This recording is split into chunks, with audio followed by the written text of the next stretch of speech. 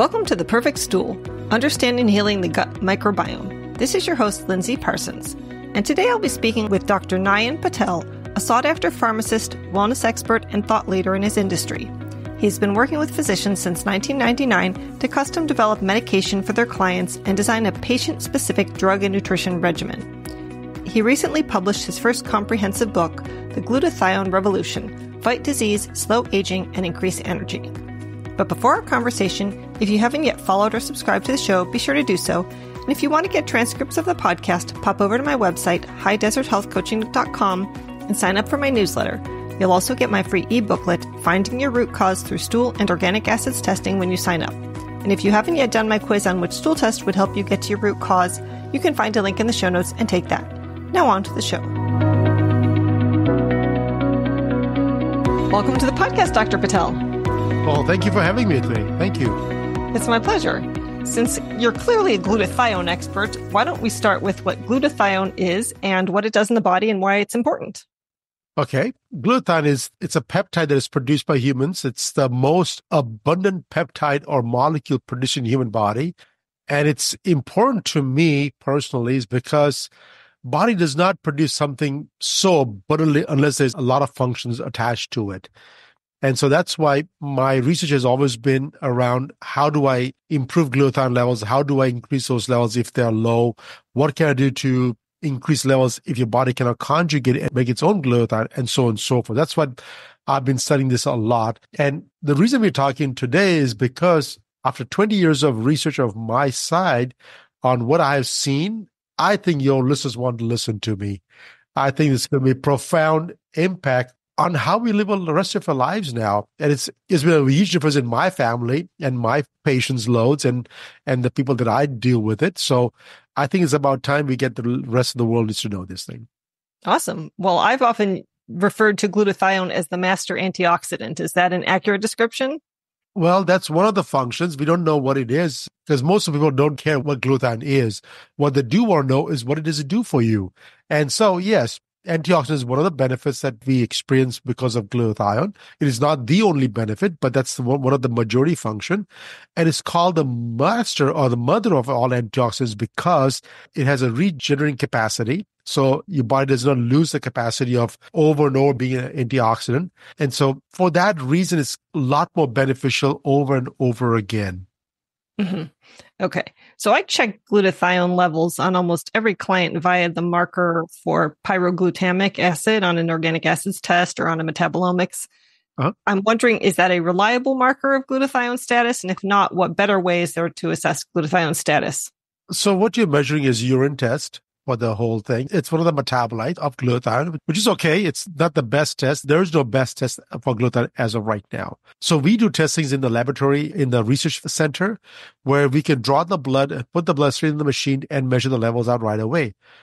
Anything besides that is not an accurate test because what you're really measuring is, for example, if you do a blood draw, by the time the test tube is filled with the blood and it sits there for like 10, 15 minutes, the whole glutathione is completely oxidized. Mm-hmm. So you have no idea how much is reduced, how much is oxidized. So in reality, most of the people, if they are otherwise healthy with no other diseases, your body should have 50-50, 50% oxidized, 50% reduced, and it stays sort of an equilibrium. Patients with diabetes, autoimmune conditions, cancers, diseases, any metabolic diseases, you have a lot more oxidized glutathione and a lot less reduced form of glutathione. This ratio needs to completely be reversed. And so the tests are at the best telling you total glutathione load you have in the body, which if that is low to begin with, oh boy, we are in trouble to start off with, right? And so the most of the people are already low to begin with in the complete glutathione status. And then what we do not know is how much is reduced from out of that. The urine test does not give the whole picture either. Right. And reduced is the usable glutathione. The reduced is the one that is active form of glutathione. The oxidized form have to be reactivated, and which is okay. So if you have a lot of oxidized glutathione, you can actually activate those glutathione by taking supplements like vitamin C or vitamin E. And that's what it does. It regenerates all your glutathione again. Mm-hmm. So why might someone be deficient in glutathione? Why might somebody be deficient? Life.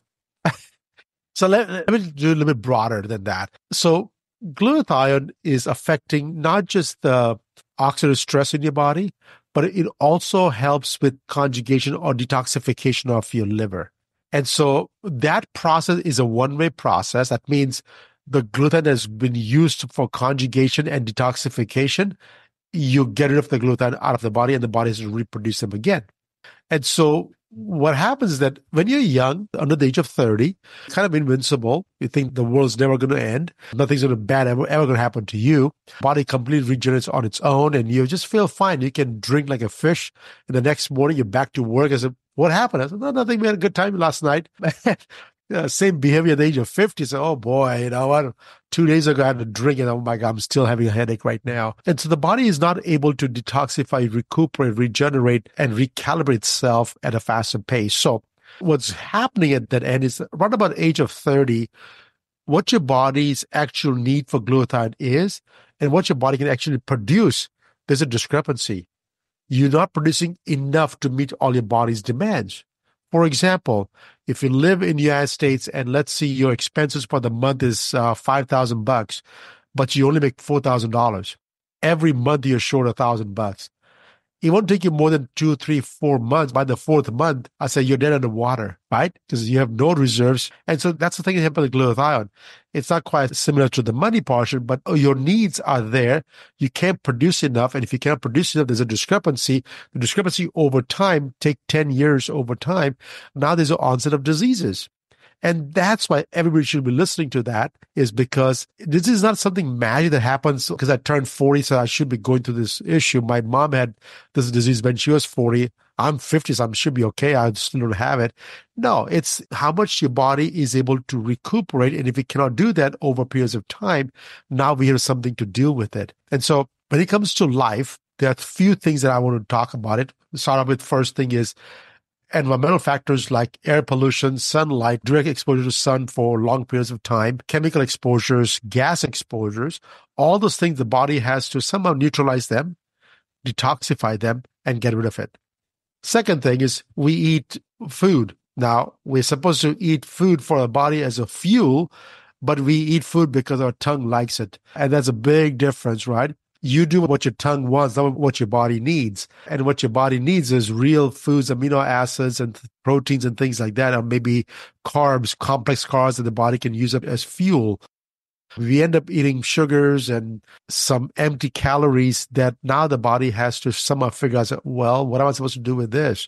I need to make glutathione. I need 3 amino acids, glycine, glutamine, and cysteine.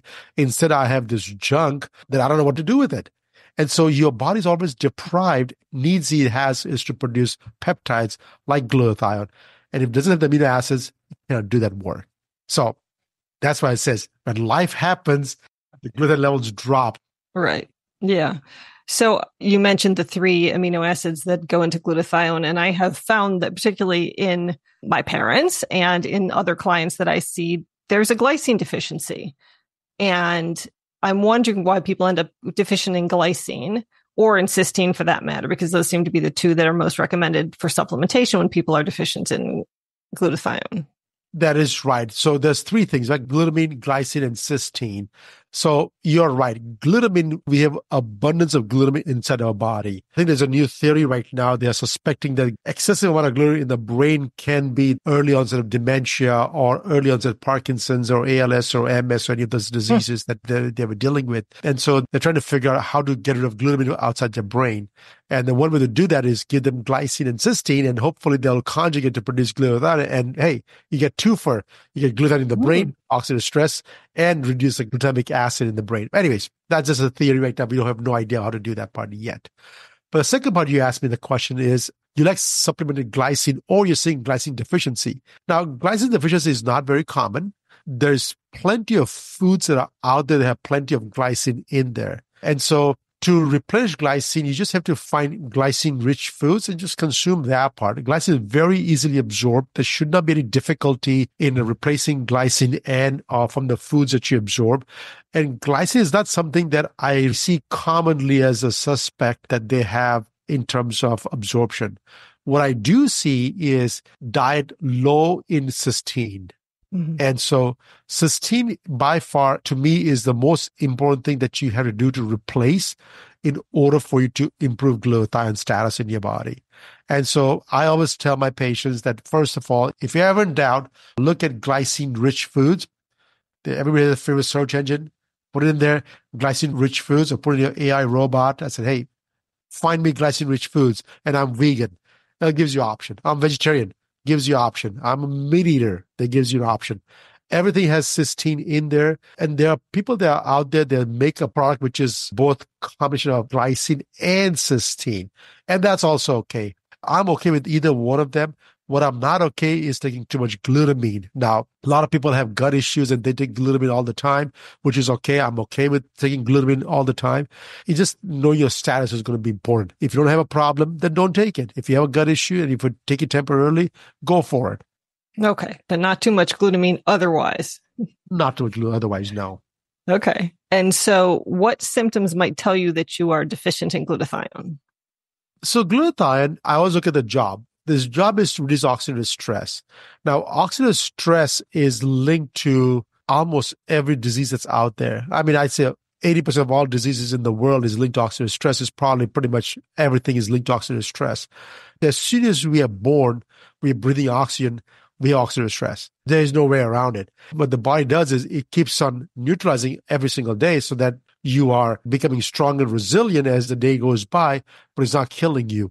It's eventually when the oxidative stress gets higher, that's when the issues are going to be. So if you look for particular symptoms, there are none for glutathione deficiency. But you can tell the signs and symptoms of something that can lead to a disease or condition, and that can lead to oxidative stress. For example, if you see sun damage spots, 8 spots on your face, all of a sudden you turn 45 or 50 years old, and I get some spots over here. What is that, right? And does the glutathione help get rid of it? Well, most of the time it's sun damage, so oxidative stress causing the sun damage, cholesterol getting oxidized under your skin. By glutathione, once you reduce oxidative stress down, and once you get rid of that, it's gone. It's not like a bleaching cream where you don't see it, so it's gone. No. It's gone forever, right? If you go back in the sun again, it'll come back again, maybe someplace else, maybe the same spot again, but that's okay. So that's visible signs and symptoms. If you're looking for non-visible signs and symptoms, starting the age of 30, 35-ish, first thing you start noticing is that, hey, I'm not as sharp as I used to be before, right? Oh, maybe I had 2 kids now. I got the mom brain now. My kids are taking too much of my time, and I don't have time to think about things like that. The creepy forgetfulness kicks in. For women, it's subtle, right? They notice really fast. For the guys, it's a gradual process. They have no idea what's coming down the pike. So they're just oblivious of every single thing. And so this, what's the difference? This is how I'm usually normally anyways. But that creepy forgetfulness is a first sign of oxidative stress in your brain. So please remember, our brain is only 2% of the total body weight, but yet it consumes 20% of all the oxygen we breathe in. The highest amount of oxidative stress you have in your body is in your brains. So reducing oxidative stress in your brain is by far the most important thing we can do to have a fighting chance so the brain does not get clogged up or doesn't have too much oxidation going on. And eventually, plaque gets built up inside your brain. We have all kinds of diseases that kicks in. And trust me, we don't treat any of those diseases because there's no cure for it. So creepy forgetfulness. Other thing is that to produce glutathione, we need 2 molecules of ATP, which is energy source, 1 molecule of NAD, which is an electron transfer, and 3 amino acids and 2 enzymes. And so if the body is constantly producing glutathione because it needs so much of it, because either you're drinking alcohol or we're exposing yourself to sunlight or chemicals exposures or toxins exposures, or the foods we eat are not adequate enough, the body is constantly producing glutathione. It is constantly requiring more and more of ATP energy, which is the mitochondrial energy. If your body cannot produce enough, that's when the fatigue kicks in, lethargy kicks in, tiredness kicks in. By itself, completely benign. I said, oh, everybody feels tired when they're old. I said, no, you should not be, right? And so supplementing glutathione, you should expect to see a rise in energy in about 2 to 3 weeks once it gets stabilized. And so again, they're not signs and symptoms of glutathione deficiency per se, but you can see that there's a progression of oxidative stress increasing in your body. You can measure your cholesterol, your oxidized cholesterol, ApoB levels. You can measure MDA levels, which is malonaldehyde levels. And if this starts rising, okay, now the oxidative stress is rising. If your insulin resistance is rising, that means the oxidative stress is rising, and so on and so forth. So if you start looking at every single thing, there's a range. This is the low end. This is the high end, right? If you're in the middle, well, you're still normal. Yeah, but I was on the low end and now in the middle. It's slowly getting there. Do we want to wait until it's really bad before we treat them? Or can we do something today? Mm-hmm. Do you have unspecified gut health issues and haven't gotten tested yet? Or diagnosed SIBO, IBS, IBD, or Candida? My newest supplement, Serum Bovine Immunoglobulin, or SBI powder, may be the perfect thing to try. In a randomized, double-blind, placebo-controlled study of adults with IBS-D, GI symptoms including loose stools, hard stools, flatulence, and incomplete evacuation were significantly improved with a 5-gram-a-day dose of SBIs after 6 weeks. And abdominal pain, bloating, and urgency were also significantly decreased after 6 weeks of use at a dose of 10 grams a day of SBI powder. It's basically the immune system of a cow derived from plasma and made into a powder, so it binds and neutralizes a wide array of pathogenic bacteria and fungi and carries them out with your stool without hurting your beneficial microbes like antibiotics or even strong antimicrobial herbs will. It's also been shown to decrease intestinal permeability, decrease fat in the stool, increase the absorption and utilization of nutrients, and increase lean body mass. So give it a try today at perfectstool.com, where you can also find my supplement Tributurn Max, which helps solidify stool and slow down motility for people with diarrhea or loose stool. So you mentioned the age spots on the skin, and I've got this one here that's always driving me crazy. And I've heard of people using glutathione for their skin. Is this a topical, or are they taking it internally? So 140 years we have known about glutathione, and FDA or any countries in the world has only approved N-acetylcysteine, or called NAC, as a way to improve glutathione levels. So your body does not have the receptor to accept glutathione from outside sources. So if you take glutathione from outside sources, the body will chop it up, break it down, absorbs the amino acids, and using the amino acids to produce glutathione. Well, save your money and just take the amino acids by itself and let the body make its own glutathione. But again, the issue is, can the body produce enough based on body's needs? And as we get older, it cannot keep up with the demands.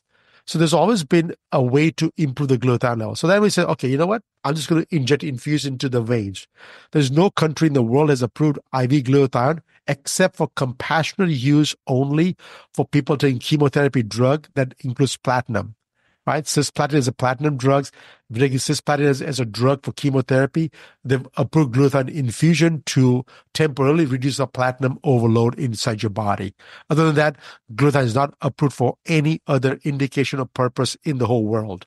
How come I hear about my clients getting infusions of glutathione then? Exactly. So they're getting from a compounding pharmacy. It's not FDA approved as a drug, but they're getting from compounding pharmacy. But when they infuse the glutathione, there was a study done in 1991 that when they were given 2 grams of IV infusion, guess what?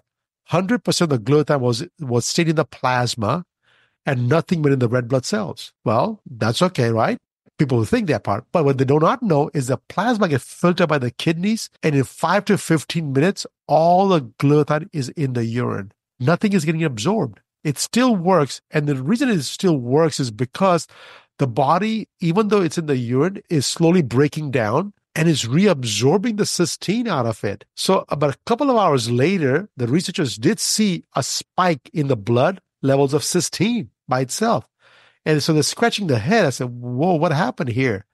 We gave glutathione, and we didn't see a rise in glutathione, but we saw a rise in cysteine. And that's when they figured out, okay, the body was breaking down this glutathione, reabsorbing the cysteine. Cysteine is used to produce glutathione again. So fast forward 20 years later, 30 years later, 2011, they did a similar study back in the late 90s, early 2000s. A technology called liposome technology emerged in the nutraceutical world. I was involved with making pharmaceuticals using liposomes, and the doctor who holds a patent on liposome technology came to me and asked me, hey, can you make some liposome nutraceuticals like CoQ10 and vitamin C and glutathione and PQQ and all those things? I said, okay, I know how to make it, so I'll give it a shot at it. And so we did. 1999, we made the first liposome glutathione technology product, and the doctor was happy, and he sold off the technology to a bunch of companies and made some money. But one thing I did not work was the glutathione. It did not work for my patients. So I was always looking for something better. So 2011 comes around, 26 kids, all on spectrum disorder, given liposome form of glutathione because it bypasses the gut, so it's supposed to absorb better. What they found out was, guess what? 0 glutathione levels in the blood. What they saw was a rise of all the amino acids, cysteine, glutamine, glycine. They all went up. So the conclusion was, from the researcher again, that glutathione does not get absorbed. It is broken down. Your body absorbs amino acids, and the amino acids are later used to produce glutathione. Folks, save your money. Just buy the amino acids. It's cheap, right? So that's where my technology lies. We've been researching since 2001. And in 2007, we discovered a way to basically stabilize glutathione outside the human body in a petri dish in a completely intact manner. The second goal was we tasted it. It tastes awful, so nobody's going to put it in the mouth. We scored in the nose. It was very painful. So I said, okay, it's not going to go through your nose either. Nobody wants suppositories. I said, okay, well, the only route left is the skin route. So I said, okay, skin route is even harder because skin is such a big barrier. Nothing goes to your skin. This is a water-based product. I said, okay, what if I reduce the particle size even further small? And so that's what we did. So we reduced the particle size by 80 folds. We took a dextrin molecule, put a cover over it. And the reason we use dextrin molecules is because your body has a receptor to accept dextrins. And so what happened was the body saw this as a dextrin molecule coming through your skin. The body goes, okay, I can take that one. I can use it up. And inside what stuck was glutathione like a Trojan horse. And so all of a sudden, within 5 to 15 minutes, we saw a spike in the glutathione levels in the blood cells. And that's when we said, aha, we just figured it out. Right away, we applied for patents in 2007. But we quickly found out there was no research being done using this technology on any other product in the world. So I said, oh my God, now what do I do? So 13 years later, we did all the studies ourselves. How much to give, how often to give, when to give, what kind of results are we going to see? It took us 13 more years. In 2020, we came to a conclusion that hey, it's time to launch the product. Wrote my book, finished writing the book got published. We knew that it was going to launch in 2020. God was not happy. It goes 2020, I'm about to launch the company in first week of January, and middle of February, we were shut down because of, actually not of us. The whole world was shut down. I said, oh my goodness. So here we are talking today about this thing. Our goal is to get this out to the world and have them experience this because now we have a technology to deliver a peptide. Yes, it's a glutathione, but we deliver a peptide through your skin for the very first time. Mm-hmm. So it could be applicable to multiple peptides, not just glutathione. Oh, yes. And so right now we have a blanket patent over majority of the antioxidants. And now we are applying for another blanket patents for the anything less than 5 amino acid chain peptides. And so that's what we are working on right now. So we're doing a lot more research. Everything that I make right now is going back into research because nobody's funding me. So it's all 100% self-funded. And I take time to educate people. And whatever time I have left over, go back in the lab. So the product you developed is through the skin then? It is through the skin. Is it a lotion or is it, what form is it? It's a solution. It's a topical solution. It's like a water-based system. If you look at it, just water, but smells like glutathione. It has an odor of a cysteine odor. Cysteine smells like rotten eggs or has a sulfur smell to it, right? So it has a slight odor to that. Well, I don't say slight. Everybody's different, right? To me, it's slight. For somebody else, it's, oh my God, this is awful. It has an odor to it. And we use dextrin molecules, and dextrin's a little sticky to your skin. Mm-hmm. But the thing is, if you rub it on for about 30 seconds to a minute, the stickiness goes away, the smell goes away, and it becomes completely smooth. And all the glutathione is already inside your skin. And then all it does is within the 15 minutes or so, you can literally do a blood draw on your patients and see the levels rise. And how long will that rise sustain? So we only did a single application study. Like we applied one time and did a study. This is when I had no money. I can only afford like $100 test. We just got published last year. We did a human trial for 30 patients. And what we found out was that the peak was at 45 minutes. So once you apply it, at 50 minutes, the level starts rising already. By 45 minutes, there was a peak, and the area under the curve, which is how long it stays in the body, was about 4 to 6 hours. Now, young patients was actually lasting longer. Older patients was lasting shorter. It made me realize what? That our needs as we get older, and they have never had glutathione for such a long time, just using it up as we give it to them. right? Versus young folks, well, the young folks were all med students right now, we did it at the university. So young people, their levels were lasting longer, 6 hours. Mm-hmm. Older folks, all the professors at the university was only lasting 4 hours, maybe less in some cases.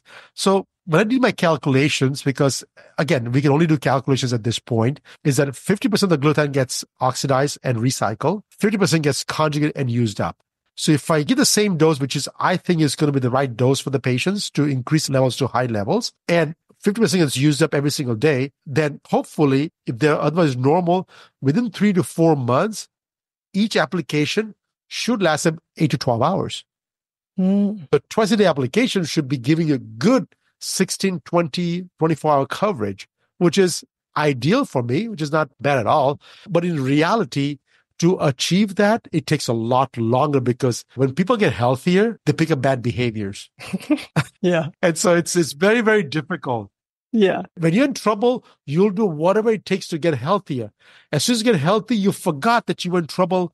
And you're like, I can afford those 2 drinks and there we go. I can eat that. That's the problem. That is the concern that I have. I mean, over the years, before the launch of the company or the product, we were only working through physicians' offices. And so we had over 100,000 patients that we have served before we launched the product to the open public. And so over the years, I've seen doctors themselves get healthier and then they pick up bad behaviors, right? And so if the doctors are not willing to put a self-control on themselves, how can you expect the patients to do the same thing? So that's the difficult portion for me. Sure. Well, you can only do so much. You can lead a horse to water, but you can't make them drink. So you can apply the supplements, but you can't force them to change the lifestyle, right? No, we cannot, but we can educate them. And that's why I'm here, is to, hey, please, I've already seen it, what happens. I had one guy, he was alcoholic. He was going to die because liver failed. And so he says that he's done. His family moved out. His wife moved out. His kids left him. And he was rotting his life away. He couldn't stop drinking. And he was my brother's best friend. My brother kind of had a heart for him and said, use this glutathione. Don't sweat it. Just use it every single day. And literally a year goes by. He didn't die. He got healthier. And he got to a point that his wife moved back in. His kids moved back in. And 3 or 4 years later, he was like completely a changed person, right? Guess what happened again? He started drinking again. I drink again. So my hope is, hopefully he listens to this message, that we are just human beings over here. But if we create better habits for ourselves, better lifestyle for ourselves, and keep the poisons out of our body, I think we have a fighting chance to live forever. Forever it may be a hair ambitious, but, longer and healthier I'll take. Yeah. So in terms of genetics, I did one of these fancy DNA tests with somebody else who came on the podcast, and they said my genetics were such that I don't have great glutathionization. What does that actually mean for me and my glutathione needs? So if you cannot produce glutathione, so you need supplementation for the rest of your life. The unfortunate part is that most of the supplements that you are taking over the counter doesn't get absorbed in your system. Actually, all of them, right? So you're always going to be struggling to produce enough glutathione for your needs, versus the other gene SNPs where your need for glutathione is much, much higher.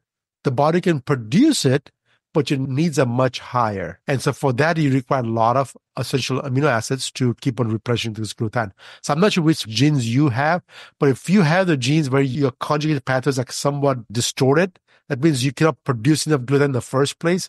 You can take all the amino acids in the world, and you are, at best, you're going to get half of the normal. You're never going to reach the high normals ever. Versus if your body can produce glutathione and your needs are much higher, by taking supplements, amino acids, you can somewhat boost up a little bit. But keep in mind that as you age, is going to keep on declining anyways. Mm-hmm. In fact, I'm also doing a presentation at the World Anti-Aging Conference this year on genomics and glutathione supplementation. So this year, December, we will be presenting a whole day workshop onto physicians on how to help doctors identify those genomic markers and how do I help those people? Because we have cases that we have done that help people with heavy metal toxicities and dementia, patients with other ALS type diseases or Huntington's disease, things like that, and how the genes were not diagnosed correctly, and they get the disease. You treat the disease, But the problem is something else. Mm-hmm. You're dealing with oxidative stress diseases and you're dealing with the disease itself, but the stress is what caused the problem, but not addressing the stress at all.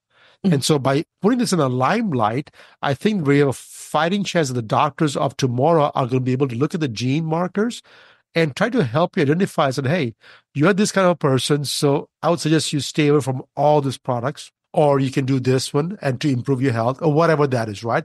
15 years ago, gene testing was so expensive that nobody can afford it. Today, most people can afford it for $500. Most of them can, right? To get a basic gene test. So it's becoming like an average test that everybody can do it now. And more and more people are doing it right now. The problem is the education behind the gene testings is still catching up. Yeah. And how many SNPs are involved in this? Is there heaps of them, or is it just a few you could look at? Well, right now, we are only going to teach them about 3 or 4 today to other doctors, but they have lots more than that. And this is just a surface right now. We're just scratching the surface at this point. We have no idea how fast in the body, human body system is. We assume that, but hey, if I eat 1 avocado, I'm going to be all healthy. Oh my God, you're so further from the truth, right? And so we are only mapping our human genome right now. But keep in mind, half of the body belongs to the bugs, the bacteria. Exactly. And who's mapping their genome? Because if the bacteria is a problem, guess who's suffering? Us. Us, because it's inside our body. We call them healthy bacteria, right? The gut microbiome, whatever we call them. And if they get a problem, then we got to suffer with that too. And so we have a lot more to learn. And I can only lead them to the next step if I can master the first step. Yeah. And so I want to help this doctor master the first step. And I'm working with a doctor up in Beverly Hills who's a doctor to the stars when it comes to gene mutation testings. And so I recruited him to come speak at the event. And he said yes. So we'll be launching this educational course for the physicians. And hopefully it'll become available to every doctor that's out there. Awesome. Hey, this is Lindsay here, just letting you know that if you're tired of dealing with digestive issues like bloating, indigestion, soft stool, diarrhea, constipation, reflux, IBS, IBD, or the numerous health conditions that come about when your gut is off, like brain fog, weight gain, UTIs, fatigue, mental health issues, or complex conditions like fibromyalgia and ME/CFS, that's my specialty. With my 3 or 5 session gut health coaching packages, we'll discuss different stool and functional medicine tests to find out the root cause of your symptoms. I'll interpret the results and provide clear explanations, empowering you to make informed choices for your gut and overall health. And together, we'll develop a customized action plan based on your test results so you can find relief and regain your health and vitality. I come from a functional medicine perspective, trying to incorporate the latest peer-reviewed research and educating you on protocols used by functional medicine practitioners, but devoting lots of time and support to my clients the way a doctor simply can't. If you're interested in a 3 or 5 session coaching package, you can sign up for a complimentary 30-minute breakthrough session. Or if you can only afford 1 appointment at a time, you can book an initial 60-minute consultation. Links for those are in the show notes. Now back to the show. So you mentioned that over time, a twice-a-day administration of the glutathione would be sufficient. I'm just curious, because I know that this often happens. I'll be interviewing somebody and they have a product and there's dosing on the bottle, but the dosing might say 1 or 2 capsules, okay, or whatever amount that you put on your hand. But the reality is the dosing is in fact a lot more than that. It's 1 or 2 capsules 3 times a day. So what is the actual dosing that a regular person who is maybe already in their 40s or 50s or 60s or 70s should start with? And then what is the regular dosing? Somebody who already is showing signs of oxidative stress, say they have high cholesterol or they have prediabetes or something like that. So we have 2 products. One is Glutaril, and that is about 200 milligrams per ml. The other one is Glutaril Plus, which is plus for which is a stronger version of the same product. Exact same product, just a stronger concentration, 1.75 times stronger than the other one, so which is about 350 milligrams per ml. The actual dose is on the regular product, 4 sprays twice a day, which gives you 100 milligrams twice a day approximately.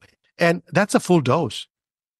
Even at that dose, a lot of people cannot tolerate that dose because what happens then is initially, if it's releasing all the toxins and the body's not well equipped to handle all those toxins excretion, they can get reactions. Like if they are constipated? Well, oh no, it could be constipated, but it could be even worse. It could be cause diarrhea sometimes. Oh, right. No, but I mean, if somebody's constipated and they're not getting rid of toxins fast, they're getting... Well, the thing is, that's a physical obstructions, but most of the toxin that we are dealing with is in the liver. Mm-hmm. And so when it gets dumped in the liver, sometimes people have headaches, sometimes have diarrhea, sometimes have rashes all over the body. It's not an allergic reaction. It's a detox type reactions that means we said that, hey, slow down. Body's not able to handle that part. There's a lot more issues than just the glutathione by itself, but we can only deal one problem at a time. So I'll reduce it down to maybe 2 sprays or even 1 spray twice a day if they can tolerate that part.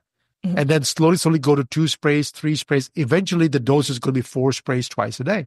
Now, that's a typical dose for everybody. And that dose, again, you're dealing with a pharmacist.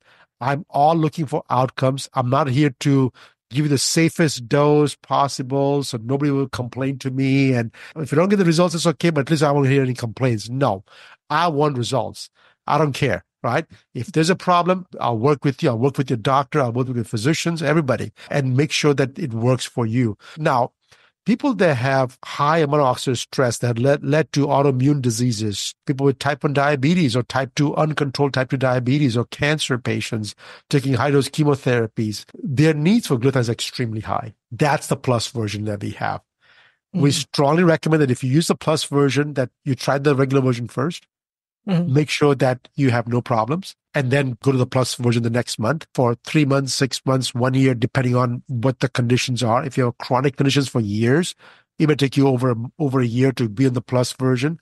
And then eventually you'll come back down to the regular version anyways. The way you know this thing is what? If you use a plus version, there's something called too much glutathione. And when that happens, you'll feel on the other end as well. You'll get a rash, itching. When that happens, a year later or 6 months later, your glutathione reserves have been tapped in, completely done. Switch to the regular version, go to the lower concentration one, you'll be fine. You never have to change the dose again after that. Okay, got it. Can you explain about methylation and how glutathione relates to methylation and whether an MTHFR mutation, which is incredibly common, can lead to suboptimal glutathione levels? So that was one of the gene mutations, COMT, MTHFR, where your body can produce enough glutathione. There's no doubt about it. But with methylation defects, your body's not able to detoxify a lot of products, right? Your body is craving for the methyl groups from cruciferous vegetables and things like that to, hey, I need this to detoxify my body. If it's not there, the secondary product that's used to detoxify the body is glutathione. So the glutathione is getting used up. Even the body can produce enough, it's getting used up. And so when you give glutathione to any MTHFR gene mutation, the first 30 days, they are going to feel the difference immediately. They're going to feel better, right? They said, oh my God, this is how it's supposed to feel. It's not solving any problems yet because all it did was just replace what your body was missing. But what the body was really missing is methyl donors. And so eat enough cruciferous vegetables, get methyl groups, methyl B12s, methylated vitamins, anything that's methylated will be really good for you because then the load of glutathione reduces and you can do some other things as well. But they're going to feel fantastic. Okay.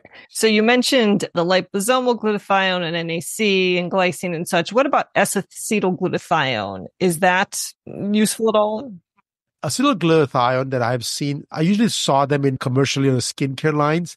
And lately now they're coming into more towards vitamin supplementation as well. So when you acetylate a glutathione molecule, what it's doing is it becomes water soluble. Well, let me put it this way. Glutathione is already water soluble. To make it another product like this thing is not going to make it more water soluble, right? So that defeats the purpose. The other reason people do a similar form of glutathione is because glutathione is very reactive and it doesn't stay stable in a room temperature. And that's why they put a acyl group to it, so it kind of protects from getting oxidized.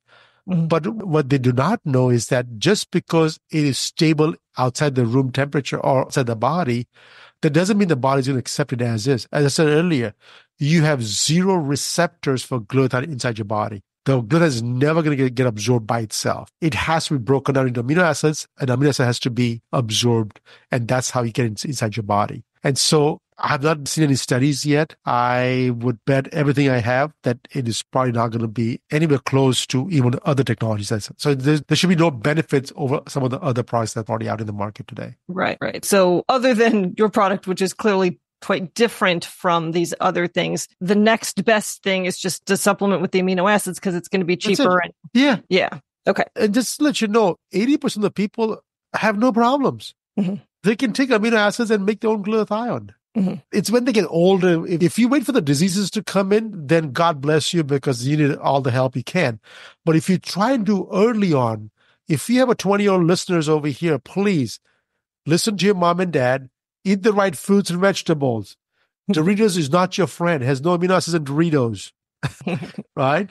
Yes. Eat foods with protein. It's food with proteins. That's it. That's what you need. And your fruits and veggies especially your cruciferous veggies for your methyl donors. Methyl groups. That's if you have a problem. Some people don't have a problem, then it's okay. But eat real food. Eat what your body needs and not what your tongue wants.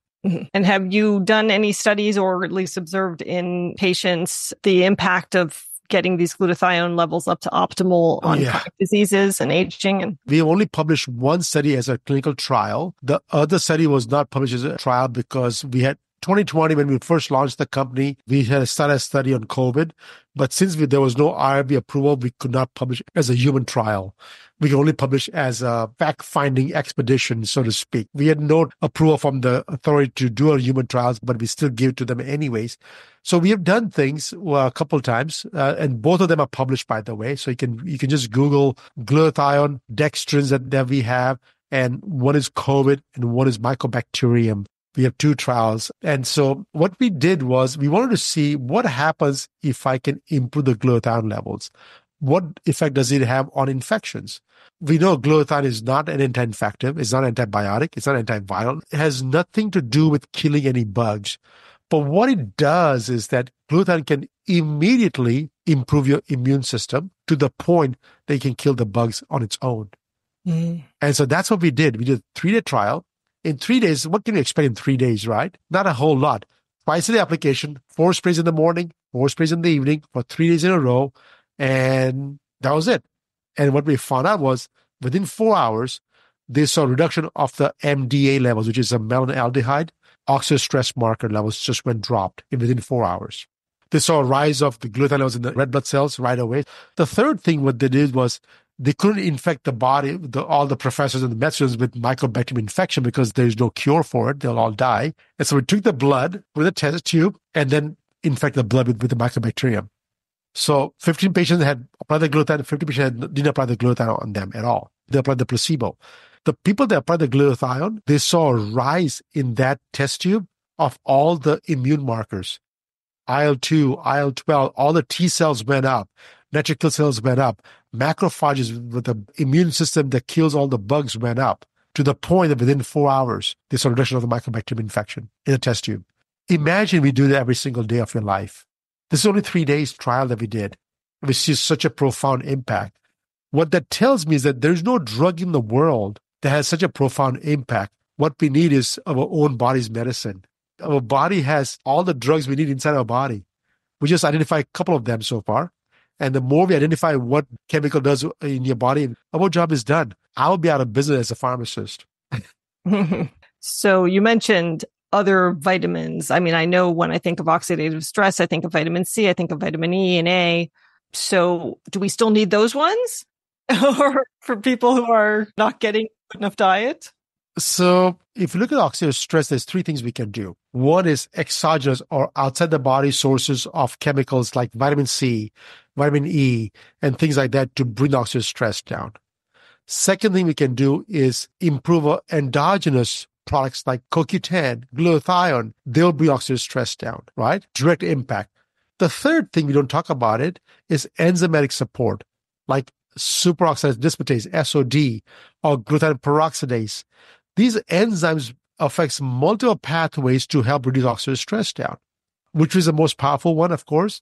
Enzymes, because glutathione peroxidase enzymes will produce glutathione, will do all the work. So that's more powerful than the product itself, which is glutathione. The least is vitamin C and vitamin E and things like that. In fact, I can tell you, scientifically or chemically, vitamin C is not an antioxidant. Vitamin C is actually a pro-oxidant. What happens is that at low dose concentration, it gives that energy to revive the glutathione back into oxidized glutathione into glutathione again. That's why if you look at vitamin C, the doctors will tell you, at low concentration, it's an antioxidant. At high concentration, it's a pro-oxidant. I said, vitamin C is not that smart. It's a dumb molecule. It has one property. right? It doesn't have multi-properties. So if you're taking vitamin C, I would suggest please take low dose because too much vitamin C is actually not good for you.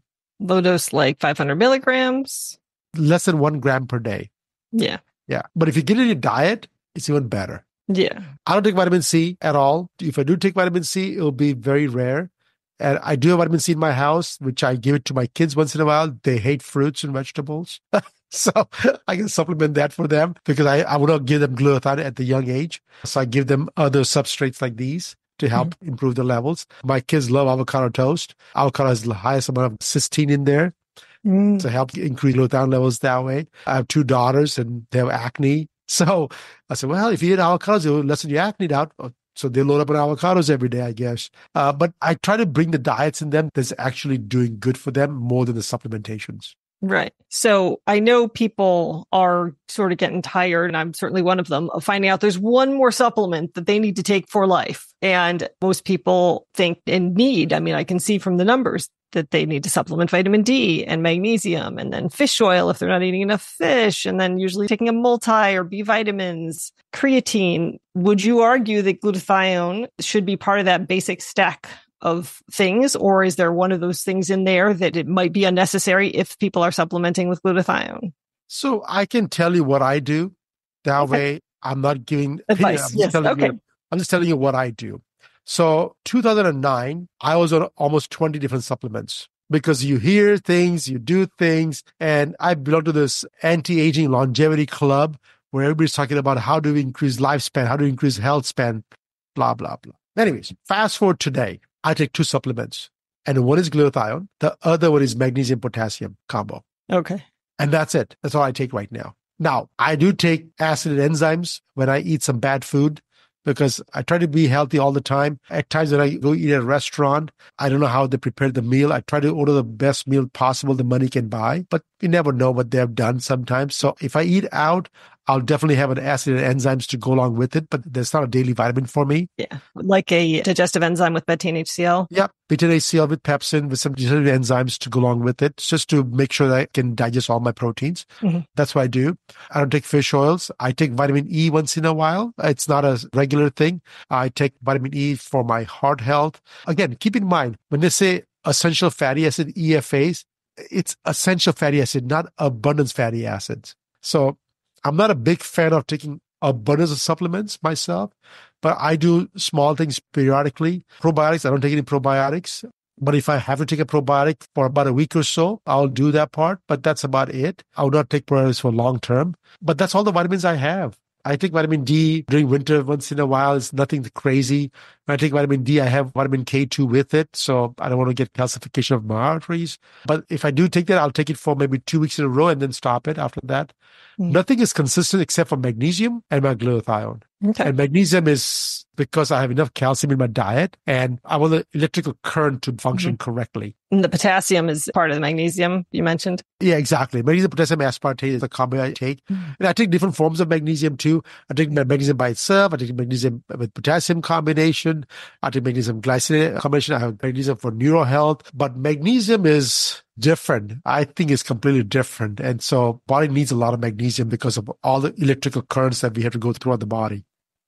So you showed your hand as you were describing the spraying on of the glutathione, but is there any benefit if you have sunspots or whatever to put the glutathione directly on the spot that's affected, or is it not matter? It's really just absorbed into the bloodstream essentially. It doesn't matter, but if you have a spot that is bugging you, please apply on the spot because there's absolute localized effect immediately that you do see the benefit of it. But if you're patient, if you're going to use it every single day and regardless, it will not matter. You can apply it on your arms and your spots on your face is going to slowly go away. Yeah. Because your body is basically healing from inside every single thing anyways. Yeah. So it doesn't really matter where you put it. You could put it on your arm, your leg, or your hand or wherever. Yeah, it doesn't matter because the technology is such that it does not go through lipid layers of your skin. Your skin is completely full of cholesterol or lipids, right? It's all fat. Every so often there's a water channel and no medications goes to the water channel of the skin. And so the first technology that actually just goes through it completely. And within seconds to minutes, it's already in your bloodstream. You're able to measure the levels right away. Okay. Only thing is don't apply on a hairy area because As I said earlier, the dextrin molecules that we use is a little sticky. So the hair is going to get stuck to your skin. It's just uncomfortable. Back of the hand or maybe the forearm is a good spot, or... It doesn't matter where you apply it. I just put non-hairy part, like even my arms. I shave my arms too because I forget where to apply it. I just put it anywhere and everywhere I forget. If it's before shower, I apply anywhere. If it's after shower, then I apply on my arms in like an hour. So I just wash my arms because everything is as I said earlier, right?